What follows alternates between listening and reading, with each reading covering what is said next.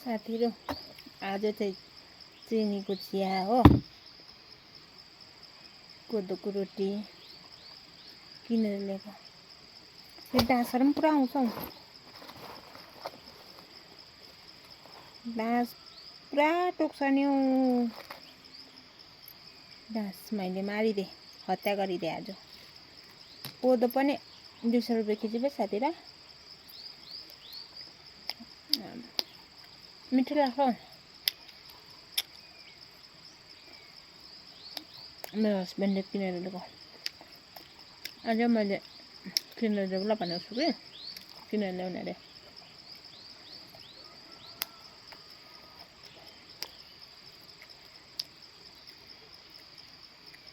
चिनीको चिया पनि लिएर आएको भयो। कोही कोही बेला चिया खाऊ न भन्ने मान्छेहरू पनि आउँछ नि कतिजना। बिर्खाएर आउँछ। आज त दिनै राम्रो छैन।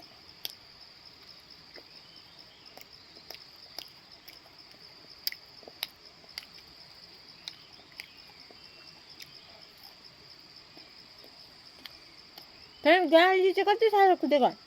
काम गर्दै गर्दाखेरि चाहिँ होइन गाडी कुद्दैन होइन। जब एकछिन बसिन्छ होइन, फोनहरू हेर्दै गर्दाखेरि चाहिँ कुद्छ होइन। अहिले चाहिँ कामै गर्दैन होला भन्ने सोच्छ जस्तो लाग्छ। गिट्टी कुर्दै गर्दाखेरि चाहिँ कसैले देख्दैन, जब फोन चलाएपछि देख्छ। साथीहरु को मनपर्छ कोदोको रोटी, मलाई त बेस्ट हो। लिएर भात मिठो छ, तेलमा पोलेको हो नि त। अझ चिनी लायो भने झन् मिठो हुन्छ। नुन लाएर पनि पोल्छ हो, तर मैले चिनी चालेको छु नि त। यस्तो छ। लामो भिडियो भयो होला हौ साथीहरु।